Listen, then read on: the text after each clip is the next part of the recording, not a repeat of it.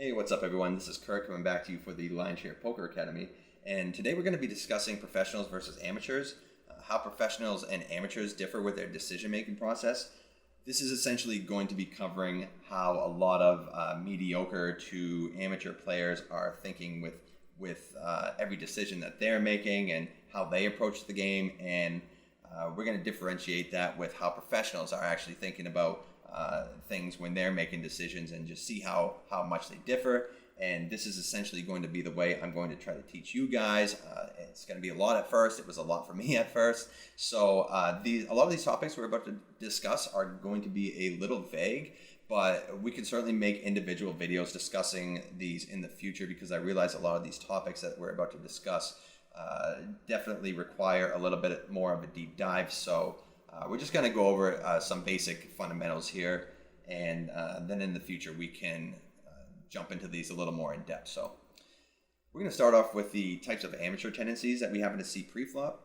And I think the most common thing that we see is a lot of limping. In general, if you're the first one to enter a pot and your hand is good enough to play, you just want to be using a raise first in strategy. So you're either raising or you're folding. And it's very common to see amateurs limping from all positions, all stack sizes, just mainly because they have a good hand and they want to see a flop, but they don't want to put in too much money. I mean, that's not the approach that we want to be taking.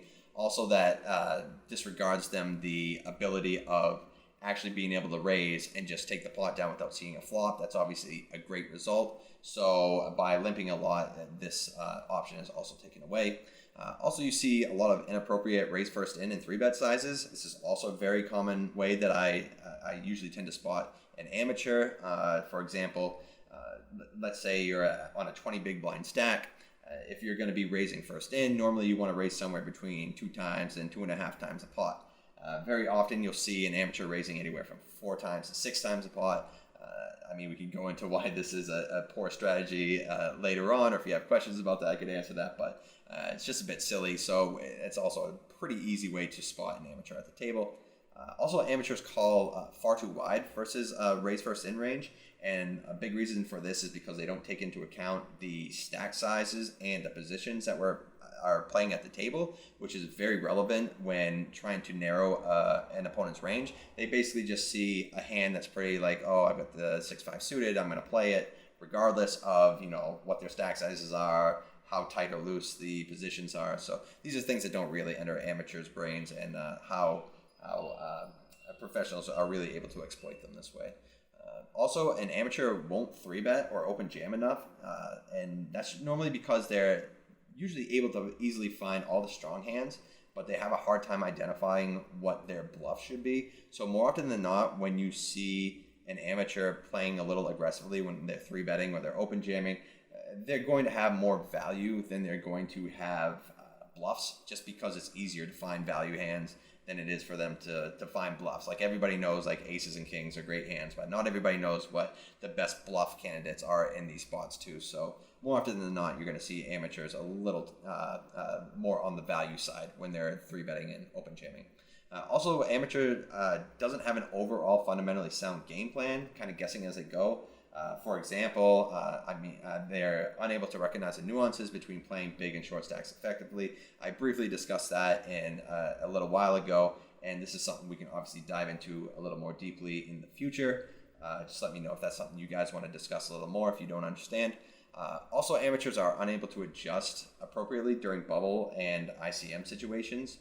And essentially, if you're unfamiliar with bubble play or ICM play, I'm assuming most people know what the money bubble is anyway. So essentially, if you're a shorter stack, you have to play a little tighter because the money is quickly approaching, and our stack is worth a lot at that point, so we don't want to risk busting our stack when we're so close. And on the flip side, if you've got a big stack in that situation, you're probably getting involved a little bit more than you should. And that's mainly because the short stacks are forced to play a tighter strategy. So we'll discuss bubble and ICM play in the future as well. For now, we'll move on. You see amateurs use poor pre-flop strategies, and that will normally lead them to making even worse post-flop mistakes. So, there's not a whole lot to be said about that, but the point is, if it's losing just before the flop, chances are they're going to be making even more mistakes. After the flop, there's still 3 more streets to go where they're able to lose a lot more money. So this is another way where amateurs are pretty much bleeding money. And finally, amateurs, after losing a big pot in the previous hand, this may cause them to potentially make a terrible emotional mistake in the next hand. And this is essentially, a player being on tilt, whether he lost a big flip or he lost his aces to kings, whatever it is. Sometimes they'll just close their eyes and shove it all in the next hand because they're just so over the tournament. This is something you see from amateurs all the time, and we want to be able to identify these spots when they're doing that, because it's, for one, an easy way to spot an amateur, and for two, we need to expand our calling ranges if we assume that an amateur is just throwing in any two cards because he's just over it. So now we'll talk about the type of tendencies that we see professionals use pre-flop. For one, they're basically always open raising when entering a pot. And as I said before, extenuating circumstances allow the use of a limp first in strategy, but the most common thing you'll normally see, the easiest strategy will just be to use a raise first in or fold strategy. A professional will also 3-bet, call, and fold appropriately versus a raise first in range based on a solid pre-flop foundation, while also being able to adjust this overall strategy based on a particular opponent type. Now, what I mean by this is that a professional has studied proper GTO charts showing you what the best plays at equilibrium should be if they're playing another opponent who's playing this exact way. So they at least have a solid basis of what their 3-bets for value are and what their 3-bets as bluffs are. So based off of that, we can also adjust it depending if our opponent is a little bit on the tighter side. If they are, we probably want to fold the bottom of our range. But if they're a little more on the loose side, then we probably want to be a little more aggressive because the opponent is just playing too many hands. We can dive into that a little bit more in the future as well when it comes to exploiting our opponents. Also, a professional understands how to maneuver between different stack sizes. For example, they understand which hands play best at specific stack sizes and their table position. We did discuss that a bit in the previous slide, and I think this is a pretty important topic to look over, so we'll certainly discuss this in the future. Professional also understands how to adjust accordingly to the table dynamics. And what I mean by that is, let's say, for example, the table is very loose. So from an earlier position, a professional may choose to raise first in a little tighter than he usually would.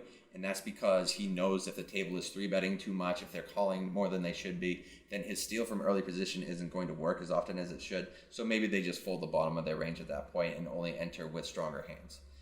And finally, a professional will understand bubble and ICM dynamics. Again, we can dive into that a little bit more in the future, but a very crucial part in order to be a big winner in a tournament format. And now we'll talk about the adjustments a professional will make versus amateur tendencies pre-flop. We'll start off with professionals usually isolate very aggressively in positions versus amateurs limp first in to increase the chance of them playing a heads-up pot position versus a weaker player.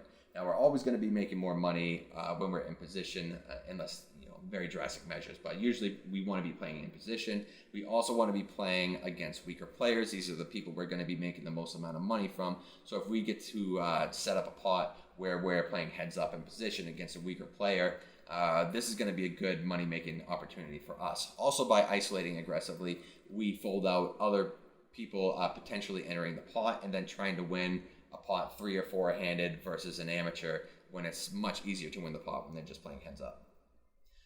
Also, a professional will adjust their overall strategy based on specific opponent types. For example, a professional will recognize to 3-bet a little bit wider versus an amateur who's opening a little too wide, while also folding a little bit tighter of range versus an amateur who is open raising far too tight, lacking the amount of bluffs. So those hands at the bottom of our range won't play quite as well as they would if they had the appropriate raise first in range. Amateurs or professionals, tend to call a little bit wider when in position versus amateurs, as amateurs often make poor pre-flop decisions, therefore leading them to making even bigger post-flop mistakes. So if we have position like the cutoff of the button and there's an amateur entering the pot and our hand's really close between folding and calling, I would normally tend to call just because I want to put myself in that position to be playing a pot in position against a recreational. This is always going to be a good money-making opportunity for us. And finally, professional will recognize when a player may be about to blow up after losing a big pot, aka tilt.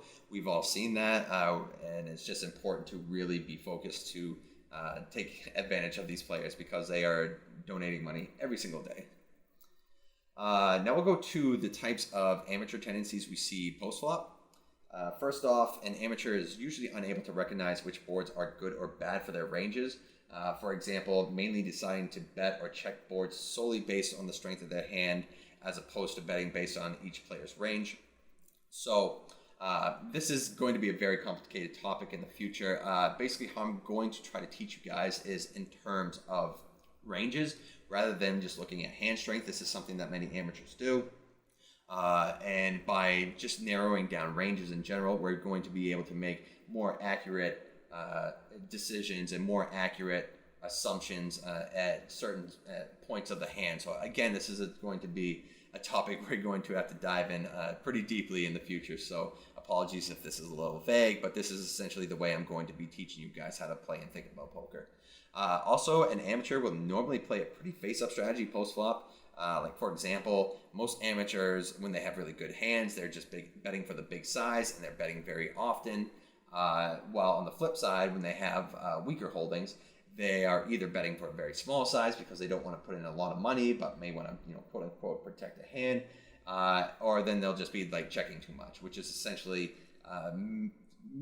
making sure that they have a strategy that's going to be very easily exploitable for us. So if we know that when amateurs are betting a little bit too often with their good hands and they're checking a little bit too often with their bad hands, we can exploit that by folding a little more when they bet and betting a little more often when they check.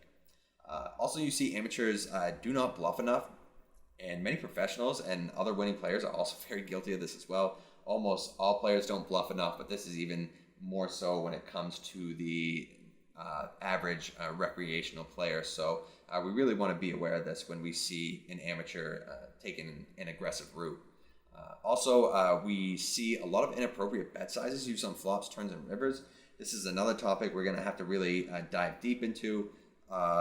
It's just a really easy way to spot an amateur when a professional will see him using an inappropriate size. And on the flip side, they're able to exploit them when they do see these inappropriate bet sizes. Again, we will talk about this topic in another video. It definitely deserves a discussion all on its own. Amateurs also don't protect their checking range very well. For example, they'll bet too many hands for quote-unquote protection while being unaware that they're really leaving their checking range far weaker than it actually should be. And what I mean by this is that recreation will bet too much with his value hands and not really mix up his play with checking his good hands as well as some weaker hands. They just want to bet, because they don't know what to do and they just want to put money in. So this is another thing we'll talk about when it comes to balancing checking ranges. This is basically how we make it difficult for people to exploit us, and it's really easy to exploit a player who's just betting all of his hands, all of his value hands, and then just checking all of his bad hands. Right? Okay. Also, we see that amateurs don't defend appropriately versus a continuation bet.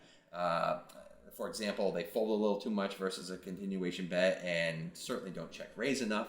So to counter that, usually you'll see a professional usually using a pretty high frequency bet size, because if a player isn't defending appropriately to these bet sizes, then that means the person who is actually continuation betting in the hand is going to be making an even bigger profit than the numbers actually say, because the big blind or the amateur is not defending appropriately versus aggression.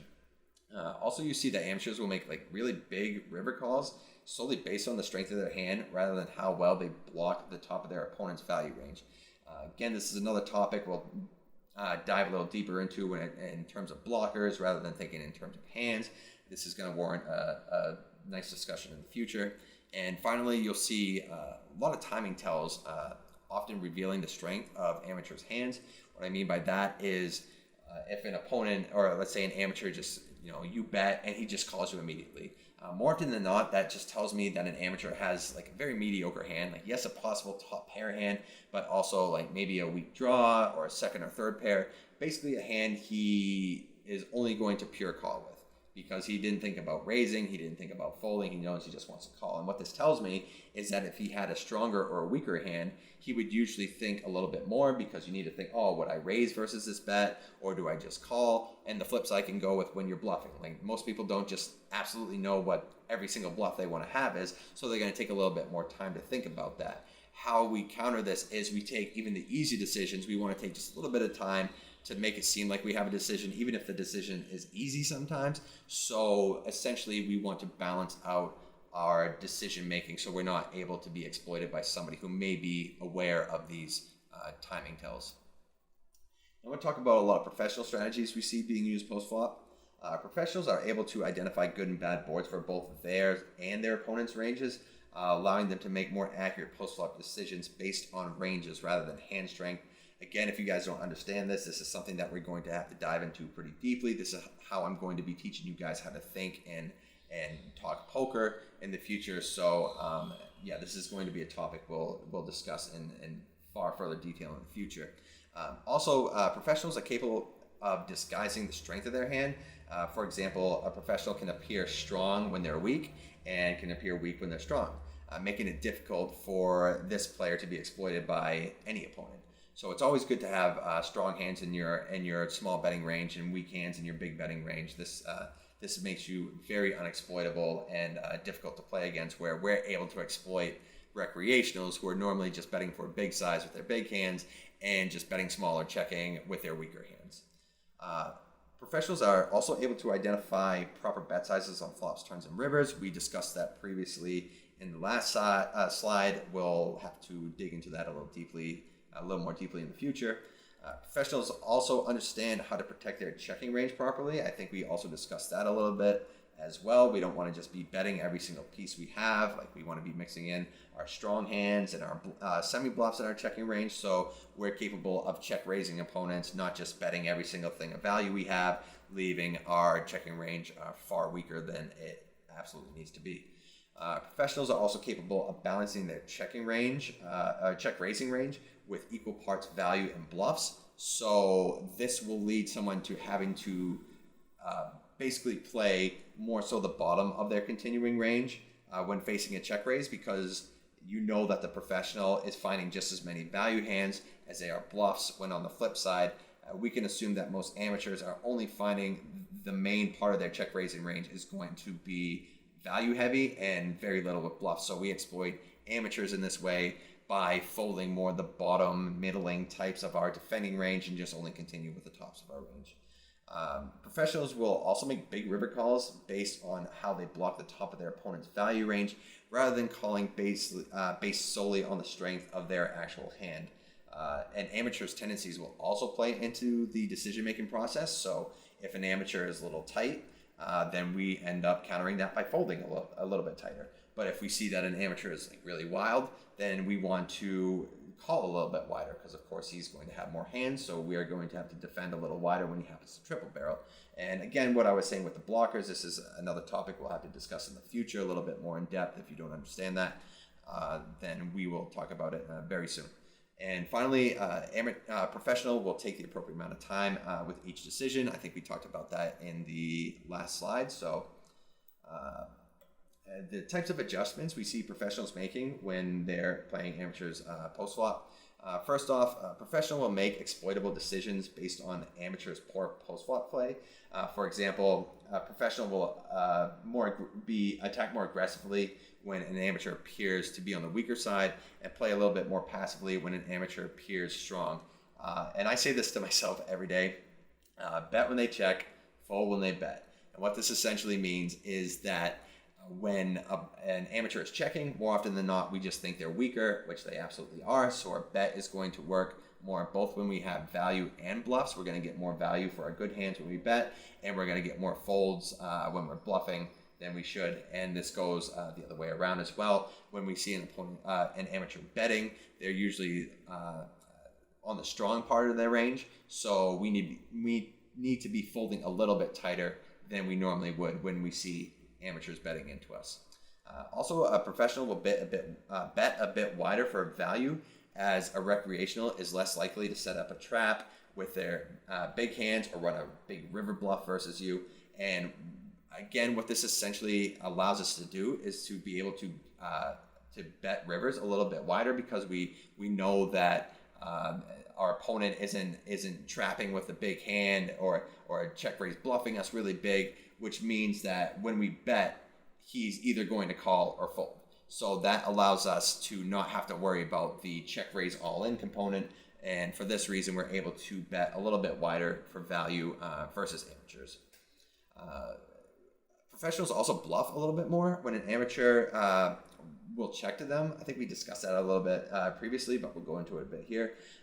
Since they often play a pretty face-up style, mainly betting with their strong hands and checking with their weaker hands. I think we discussed that a little bit previously, so we'll move on. Professionals will also fold tighter versus a flop check raise, as amateurs are far more weighted towards holding value hands and bluffs when they check raise.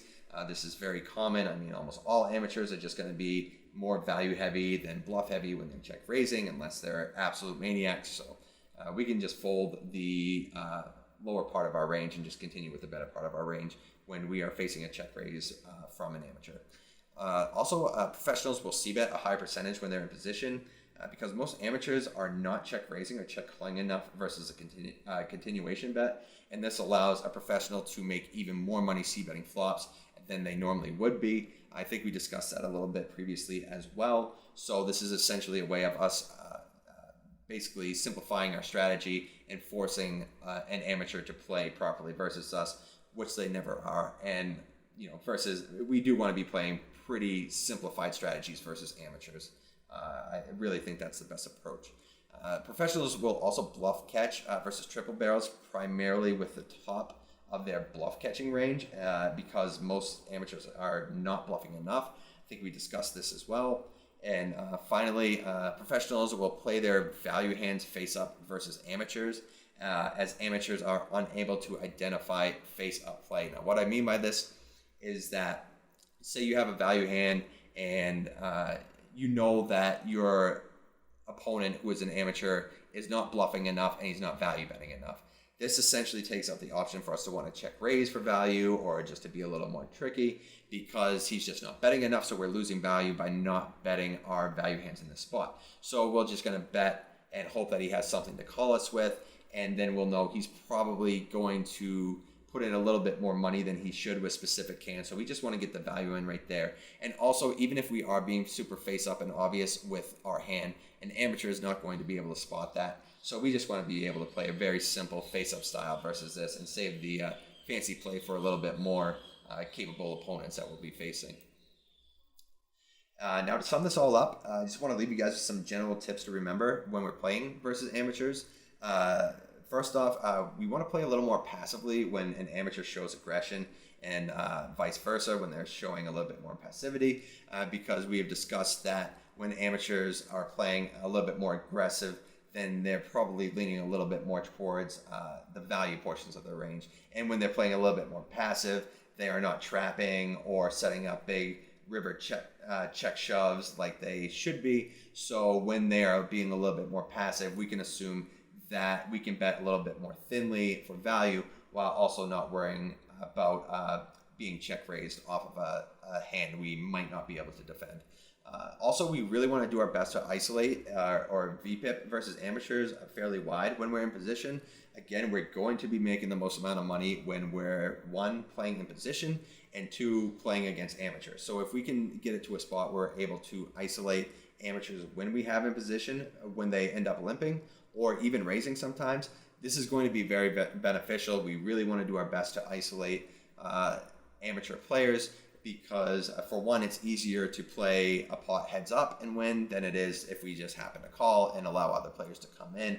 And for two, we want to be sure that we're the ones who are in the position of taking the amateurs' money. We don't want to allow other people to come in and play. So they really do go out of their way to make sure that they're playing as many pots with the amateurs as they possibly can, and isolating when need be. Also, you really want to remember to play a very face-up strategy with your value hands. We did just discuss this previously, but again, amateurs are really unable to identify face-up play, while also paying off a value bets a little bit more than they should be. So essentially when we bet, they're not going to recognize that we're being super obvious with our value, and they're probably going to end up putting in more money with certain hands than they actually should. So just by betting for value ourselves, we should see more money than playing a more balanced, tricky strategy versus somebody. This type of strategy just wouldn't be appropriate for. Also, and this is something I'm guilty of every single day I end up playing, don't try to make amateurs fold big hands. And this essentially means we've all been in the spot where, you end up triple barrel bluffing and he calls you with like third pair on the worst board ever. And you're just like, oh, how could he have called me there? This is such a terrible call. How does he do that? Like, we just need to get that mindset out of our head and just know that this is going to be what's happening with amateurs, because they just don't know. And that's what makes them good players to have in the games. So we basically counter that by maybe we want to bluff a little bit less into these specific opponents and just bet a little bit more with our value, because they're just going to be paying off these hands when they shouldn't be, and also they also grow a little bit more attached to certain hands than they maybe should be. So we really don't want to, if we think an amateur has a hand that he's like close to calling or folding, just assume that he's going to call, and don't try to make these big hero plays where you're trying to make this hero fold, because amateurs just aren't into hero folding. So yeah, I've burned so much money in the past at doing this. So let's try to keep that out of our game if at all possible. And finally, we really want to pass up on the marginal spots more frequently, because amateurs will always give you opportunities to take higher EV spots. And what I mean by this is that, especially if you're the best player at the table or one of the best players at the table, and we have a very weak table, we don't need to be taking very thin spots. Thin spots are normally taken when you're playing against opponents who are very tough and the edges are very small. Therefore, you need to take these thin spots. Now, against amateurs who really don't know what's going on, we can pass up on these thin spots and just wait for a little better opportunity than we normally would. So we're going to end up increasing our win rate pretty exponentially when we're just passing up on these slight winning plays and just kind of waiting for a better spot in the future. So yeah, we're going to wrap this up here. Again, I apologize if a lot of these things were pretty vague. I was just trying to get through this as quickly as possible and let you know that we will be diving a little bit deeper into a lot of these topics in the future. Now, what I would appreciate from you guys, if you could tell me which topics you think are more interesting, or which ones you would like to dive into, which ones you didn't really understand or want a little bit more clarity in, whatever it is, just hit us up in the Discord. We'll be happy to respond as soon as possible. And as I said, I'm going to get in the habit of making a lot more of these videos. Pretty excited. Hopefully I get a little bit better with my rambling, as I am a normal rambler in the first place. So hopefully these aren't coming out as poorly as I'm thinking they might be with the ramble factor. But we're going to stop it right here. And again, please share any types of comments or critiques you guys have in the Discord, and we'll be happy to answer any questions you have. But for now, this has been Kurt signing off for the Lionshare Poker Academy, and I'll see you guys in the next one. Thanks.